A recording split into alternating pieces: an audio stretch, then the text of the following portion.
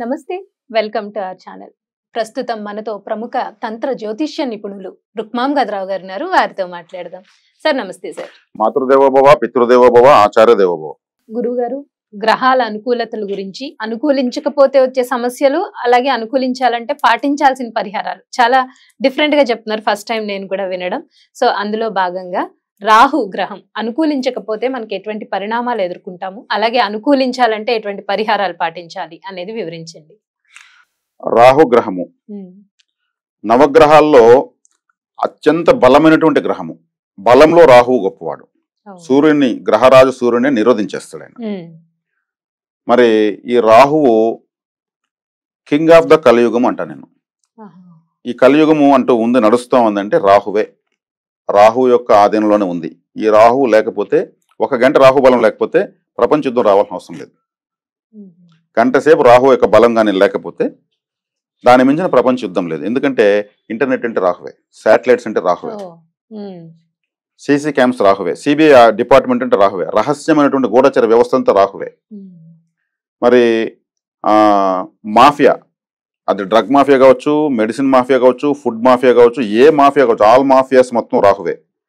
మరి ఈ దొంగ స్వామీజీలు ఉంటారు, కొంతమందిని అరెస్ట్ చేసి ఎత్తి 20 సంవత్సరాలు వేస్తారు.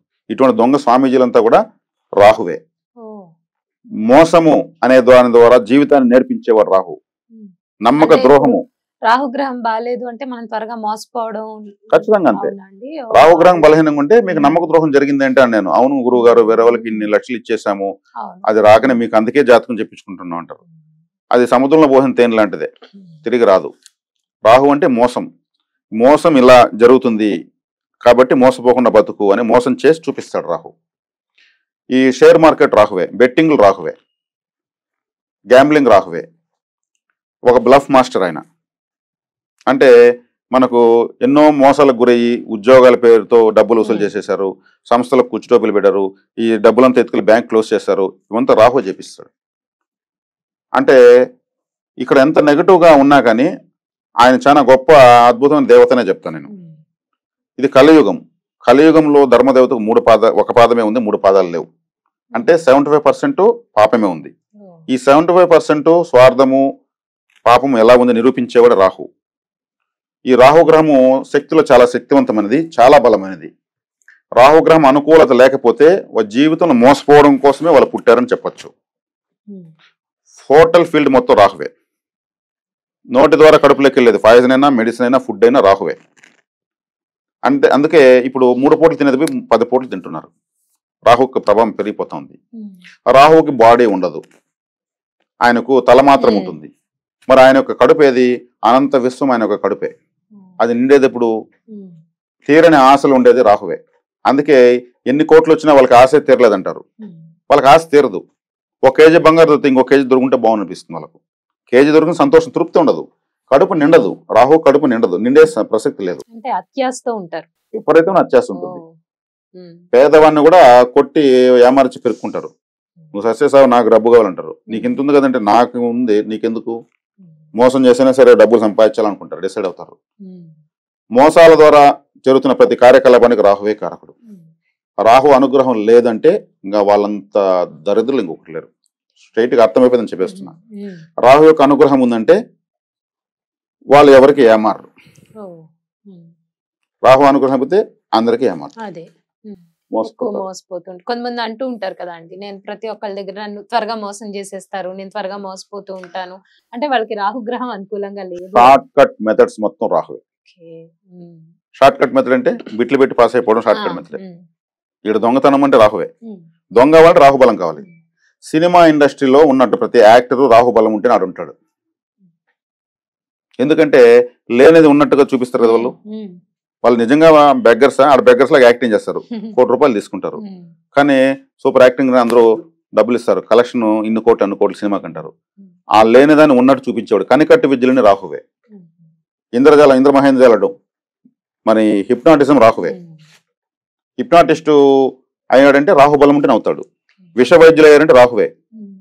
అనస్థీషియా డాక్టర్ ఉంటాడు, మత్తిస్తాడు, ఆ మత్తు పదార్థానికి రాహువే. సర్ప వైద్యానికి రాహువే. మరి రాహు సర్పగ్రహమే. శాటిలైట్స్ కూడా ఇలా తిరుగుతూ వెళ్తాయి పైకి. కాబట్టి రాహు కారకత్వాలు అనేవి కలియుగం అంతా నిండిపోయి ఉన్నాయి. ఈయన గ్రహరాజునే ఇబ్బంది పెడతాడు.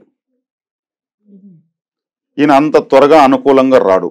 అనుకూలంగా ఉండి పుట్టారంటే ఇంక వాళ్ళు ఒక రీసెర్చ్, ఒక సైంటిస్ట్ అవ్వాలంటే రాహువే.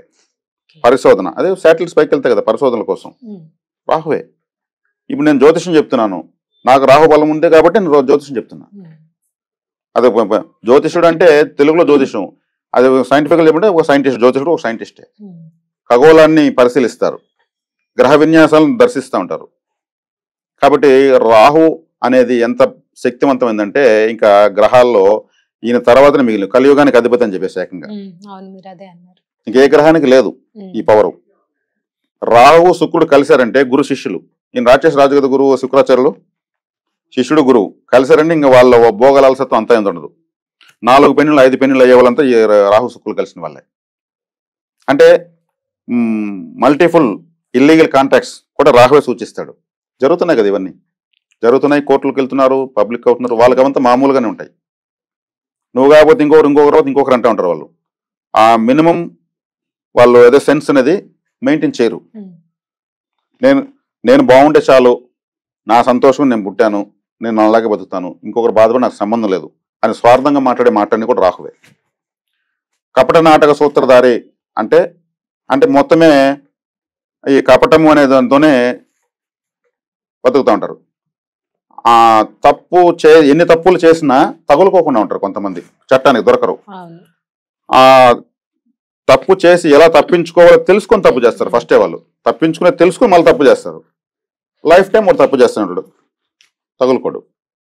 తప్పు చేయకపోయినా ఆ తప్పు నుంచి ఎలా విడిపించుకోవాలో తెలియకుండా ఉన్నవాళ్ళు తప్పు చేయకుండా తగులుకుంటూ ఉంటారు. నేను ఏ తప్పు చేయలేదండి అంటే వాళ్ళకు ఆ చేతకంతనం ఉంటుందండి. మంచితనానికి మించినటువంటి చేతకంతనం ఇంకొకటి లేదు, మంచితనానికి మించినటువంటి శత్రువు ఇంకొకటి లేదు. కానీ రాహువు ఒక్క సెకండ్లో 100 రంగులు మారుస్తాడు. ఊసరవేలు 7 రంగులు మారుస్తుంది. ఈ రాహు బలం ఉన్న వాళ్ళని అట్లే కనిపెట్టచ్చు. వాళ్ళ మొహం ఒక డిఫరెంట్గా ఇబ్బందికరంగా ఉంటుంది చూడటానికి. అయ్యో అతను చూడాలంటే ఇబ్బంది వేస్తుంది అంటాం. ఆ రాహు యొక్క కళ అలా వస్తూ ఉంటుంది ఫేస్ నుంచి. విజ్ఞత సభ్యత ఉండదు, అసభ్య పదజాలము. ఆయన తల మాత్రం కదా ఉంది. అలాంటి వల్గర్ టాకింగ్ చేసి ఆనందపడుతుంటారు. రాహుకారకత్వాలు ఇవన్నీ అచ్చుగుద్దినట్టు తెలుస్తుంటాయి. ఈ రాహువును ఆరాధించాలంటే, అనుకూలం చేసుకోవాలంటే ఏం చేయాలి మరి? చాలా కష్టం. కలియుగానికి అధిపతి ఈయనలో శుభకారకత్వాలు ఉన్నాయి, అశుభకారకత్వాలు ఉన్నాయి. అశుభకారకత్వాలు ఎక్కువ ఉన్నాయి, భయం వేస్తుంది. మాఫియా డాన్ అంటే ఎప్పుడు తుపాకి ఎత్తుకుని వాడు మత్తులో చిత్తవుతూ 10 మందిని భయపిస్తూ సంస్థలని వ్యవస్థలను భయపిస్తూ ఉంటాడు. విదేశాలకు ఫ్లైట్లో పారిపోతుంటారు. వాళ్ళకి ఆ షార్ట్ కట్ మెథడ్స్ దొరుకుతూ ఉంటాయి. ఈ బ్లాస్టింగ్స్, పెట్రోల్ బంకులు, తర్వాత వచ్చేక్కడికి కెమికల్ బ్లాస్టింగ్స్, కెమికల్ వ్యాపారము, ఎలక్ట్రిక్స్, రైల్వే డిపార్ట్మెంట్ రాహుదే. పాములాగానే కదా పోతుంది రాహు ట్రైన్. గవర్నమెంట్ లో ఆ బలం రావాలంటే రాహు ఉండాలి, జ్యోతిషం రావాలంటే రాహు ఉండాలి. అందరూ గురువు బుధుడు అనుకుంటూ ఉంటారు. గురువు బుధులకు సంబంధమే లేదు. జ్యోతిషుడు అవ్వాలంటే రాహుబలం ఉండాలి కంపల్సరీ. రాహుబలం లేకపోతే జ్యోతిషుడు కారు, రాణించలేరు. రాహుబలము విపులంగా, నిపుణంగా, నవోన్మేషణంగా జ్యోతిశాస్త్రం చెప్తున్నారంటే వాళ్ళకు రాహుబలము ఉన్నట్లే. కాబట్టి ఇప్పుడున్నటువంటి ఈ కారకత్వాలన్నింటినీ సమ్మిళితం చేసుకుని ఆ జ్యోతిషం చెప్పగలగాలంటే రాహుబలం లేకపోతే చెప్పలేరు. ఎందుకంటే మహాభారత కాలంలో నవగ్రహాలు ఉన్నాయి, రామాయణ కాలంలో నవగ్రహాలు ఉన్నాయి, ఇదే నక్షత్రాలు ఉన్నాయి, అప్పుడు కూడా ఇదే గ్రహాలు అప్పుడు ఉన్నాయి. అప్పుడు ఒక అబ్బాయి పుడితే ఈ అబ్బాయి ఏమవుతాడో జాతకం చూపించుకుంటే విలువిద్యాకారుడు, అశ్వారోహకుడు అంటారు. ఇప్పుడు చూపిస్తే మీ అబ్బాయి సైంటిస్ట్ అవుతాడు, డాక్టర్ అవుతాడు, ఆర్మీకి వెళ్తుంటారు. సబ్జెక్ట్ ఎందుకు మారిపోయింది? గ్రహాలు మారలేదు కదా. దేశకాలమాన పరిస్థితులకు అనుగుణంగా సబ్జెక్ట్ మార్చుకుని చెప్పగలగాలంటే ఆ షార్ట్ కట్ మెథడ్స్ రాహు ఇవ్వాల్సిందే. ఈ రాహు కాలం అనేది ప్రతిరోజు వస్తుంది. గ్రహాలకు 7 రోజులు ఉన్నాయి. మరి 7 గ్రహాలకు 7 రోజులు ఉన్నాయి. ఈ 2 గ్రహాలకి రాహుకేతులకు రోజులు, వారం లేదు. వీళ్ళకి రోజు 1.5 గంట కేటాయించారు. ఏమార్చేదానికి రాహు అని చెప్పాను కదా. రాహు సాక్షాత్ శ్రీ మహావిష్ణువుని ఏమార్చాడు. ఏమార్చక అమృతం నాగాడు. మహావిష్ణువుని ఏమార్చాలంటే అంత అయ్యే పనేనా? ఇంక మహావిష్ణువు కూడా ఈయన ముందర ఇంకా అనకూడదు. ఆయనే ఏమార్చాడంటే విష్ణుమాయని అధిగమించాడు ఈయన. అందుకే రంగులు మార్చేవాళ్ళంటే ఈయన రూపం మార్చుకొని కూర్చున్నాడు. కాబట్టి రాహు యొక్క పరిహారం చాలా అవసరం, ప్రతి ఒక్కరికి చాలా అవసరం, ప్రతి ఒక్కరికి అవసరం. రాహు యొక్క అనుకూలత చాలా అవసరం. రాహు యొక్క అనుకూలత లేకపోతే మనకు ఒక గంట కూడా గడవదు. చెప్పాను కదా, ఒక గంట కానీ రాహు లేకపోతే కలియుగం ప్రపంచ యుద్ధం రావాల్సిన అవసరం లేదు. అణుబాంబులంతా రాహువే. అది కూడా టెక్నాలజీ, దానికి ఒక పెద్ద రీసెర్చ్, సైంటిస్టులు పనిచేస్తారు వాటి వెనకాల. ఈరోజు విమానం పైకి లేదు, సాఫ్ట్వేర్ ప్రాబ్లం అంటే ఇంటర్నెట్ పనిచేయాలంటే విమానం పైకి లేదు. మనకు ట్రావెల్స్ వస్తున్నామంటే నిద్రలేపేది ఆ టెక్నాలజీనే. కాబట్టి రాహు యొక్క అనుకూలత కావాలనుకుంటే దుర్గాదేవి ఆరాధన చేయాలి. ఈ దుర్గతులన్నీ పోగొట్టేది దుర్గాదేవి. ఆయనకు అధిష్టాన దేవత దుర్గాదేవి. కాబట్టి దుర్గాదేవిని పట్టుకున్నామంటే ఆయన ఆటోమేటిక్ గా అంటే రాహుకాలంలో అమ్మవారికి దీపం నిమ్మకాయ దీపాలు, నిమ్మకాయలతో మాల వేయడం. ఇది రోజు చేయొచ్చా? మంగళవారం, శుక్రవారం మనకు ఎప్పుడు వీలుంటే అప్పుడు చేయొచ్చు, ప్రతిరోజు చేయొచ్చు. నిమ్మపండు అంటే ఒక తాంత్రిక ఫలం, అమ్మవారికి చాలా ఇష్టం. ఎక్కువ విత్తనాలు ఉన్నటువంటి, ఎక్కువ సీడ్స్ ఉన్నటువంటి పండు ఎక్కువ ఫలితాన్ని ఇస్తుంది. దానిమ్మ, గుమ్మడి, మరి ఈ నిమ్మలో గింజలు 2-3 ఉంటాయి అంత ఉంటారు కదా, లేదండి పొరలుగా ఉంటాయి కదా, అవన్నీ సీడ్స్. కొన్ని వేలకు వేలు. అదే ఆలోచిస్తున్నా, నిమ్మకాయలో గింజలు ఏంటి 2-3 కదా కనిపిస్తాయని. ఓకే, ఆ చిన్న ఉంటాయి కదా, అవన్నీ సీడ్సే లెక్క. తేనె పెట్టా, అందుకే తేనెను అభిషేకం చేస్తే కొన్ని వేల సీడ్స్ లోంచి ఆ తేనె వస్తుంది. ఇవన్నీ అద్భుతమైనటువంటి ఫలితాలు, దైవ ఫలితాలు. దైవానుగ్రహం రావాలంటే ఇదే. అందుకు నైవేద్యం ఇవి పెట్టాలి. ప్రకృతి వండిన వంట ఇవంతా. మనం దేవతలు తినేంత గొప్ప వంటను మనం వండలేం. కాబట్టి ప్రకృతిలో ఉన్నటువంటి అద్భుతమైన ఫలాలను మనం సమర్పించాలి.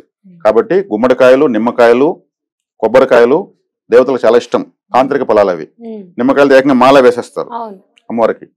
అప్పుడు ఎంత ఫలితాన్ని మనకు తిరిగి ఆమె ఇస్తుంది. ఒక నిమ్మకాయని మనం బయలుదేరుతూ వెళ్తూ ఒక జోబులు వేసుకుని వెళ్ళి మళ్ళీ తిరుక్కు ఇంటికి వచ్చినాక దాన్ని అలా పారేయచ్చు. మనకు తోడు అది మన నెగిటివిటీ అంతా లాక్కునేసి ఉంటుంది. అది నిమ్మకాయ మంత్రించి ఇచ్చాడు, నిమ్మకాయ మంత్రించి ఇచ్చాడు, దాన్ని ఎనర్జీ చేసి ఇచ్చారని కదా, అది తంత్రఫలం, అది మ్యాజికల్ ఫ్రూట్. అది పోతే ఎవరైనా చేసుకోవచ్చు. బ్యాగ్ ఒక చిన్న లెమన్ తీసి బ్యాగ్ లో వేసుకుని వస్తా ఉంటే అది మనకు ఒక సెక్యూరిటీ గార్డ్ లాగా, ఒక బాడీ గార్డ్ లాగా ఉంటుంది. చివరిలో పోతే పారేసేయాలి. అంటే మన నెగిటివ్ అంతా అది మ్యాగ్నెట్ లాగా తీసుకుంటుంది. దాన్ని మళ్ళీ పారేయాలి. ఏ ఆలయానికి వీళ్ళు ఒక నిమ్మకాయ చేతిలో పెడతారు. నిమ్మపండు అంటే ఆ నిమ్మపండుతో రాహు అనుకూలం చేసుకోవచ్చు. ఆ నిమ్మపండు ఎవరి దగ్గర ఉంటే రాహు వాళ్ళకి అనుకూలంగా ఉంటాడు. ఇతని దగ్గర మనకు ఫేవరెట్ ఫ్రూట్ ఉందని ఆ నిమ్మకాయలు దీపాలు పెడతారు, నిమ్మకాయలతో మాల వేస్తారు, నిమ్మకాయని తీసి కిందకేసి తొక్కుతారు. కాబట్టి సింపుల్ గా రాహు యొక్క పరిహారము ఈ యొక్క దుర్గాదేవి ఆరాధన. తర్వాత రాహు సర్పగ్రహం అన్నాను, రాహు ఫుడ్ కారకుడు అన్నాను. రాహు యొక్క ఫుడ్ ఏది? ఆయన కారకత్వం చూపించేది పరోటాలు. పరోటా పాములాగా చుట్టుకుంటుంది, పొరలుగా. చూసారా మీరు? దాన్ని మనం తినకూడదు, దానం ఇవ్వాలి. సేమియా తినకూడదు, ఉప్మా, పొట్లకాయ తినకూడదు, ముల్లంగి తినకూడదు, మురుకు తినకూడదు అంటే జంతికలు, జాంగరీలు తినకూడదు, జిలేబీ తినకూడదు, Maggi noodles, Yippee noodles type ఉంటాయి, నూడిల్స్ లాంటివి. పాములాగా డిజైన్స్ ఉండే షర్ట్లు, డిజైన్స్, డ్రెస్సులు వేయకూడదు. రాహు అవయోగంగా ఉండేవాళ్ళు, యోగగా ఉండేవాళ్ళు వాటిని అన్నింటినీ స్వీకరించవచ్చు. యోగగా ఉన్నాడు, అవయోగంగా ఉన్నాడు, దానం చేస్తే మంచి. ఎవరు దానం చేయాలి? పరోటాలు, 2 పరోటాలు, ఒక వాటర్ బాటిల్ బిచ్చగాళ్లకు ఇవ్వడం వల్ల వాళ్ళు కీటక సన్యాసులు ఉంటారు. వాళ్ళు పాములాగా తిరుగుతూ ఉంటారు, ఒక చోట ఉంటారు వాళ్ళు. రాహుకేతుల యొక్క దీంతోనే వాళ్ళు అలా తిరుగుతుంటారు, పాముల్లాగానే. వాళ్ళకి ఇవ్వడం, వాళ్ళు తినడం వల్ల ఆటోమేటిక్ గా మనకు రాహుగ్రహం అనుకూలం అవుతుంది. మస్కిటో కాయల్స్ ఉంటాయి, మురుకులాగా, పాములాగానే చుట్టుకుంటాయి. అవి వెనుక నుంచే కాలుతాయి, సర్పగ్రహాలు వెనుకనే తిరుగుతాయి. అది కాలు బర్న్ అవుతుంది, మనకు ఆటోమేటిక్ గా రాహు యొక్క తడబాటు తగ్గుతుంది. ఈ సెక్యూరిటీ గార్డ్స్, నైట్ వాచ్మెన్స్ అంతా దోమలో పనుకుంటారు. వాళ్ళు అటువంటి వాళ్ళకి 2 పరోటాలు, ఒక వాటర్ బాటిల్, ఒక మస్కిటో కాయలు ఇచ్చేయచ్చు. ఇది తింటారు. అనుకూలంగా ఉంటే ఎలా ఉంటుంది, అనుకూలంగా ఉంటే ఎలా ఉంటుందని చాలా అద్భుతంగా వివరించారు. అలాగే ప్రతికూలంగా ఉన్న వాళ్ళు పాటించాల్సిన రెమెడీస్ కూడా చాలా చక్కగా వివరించారండి. ధన్యవాదాలు.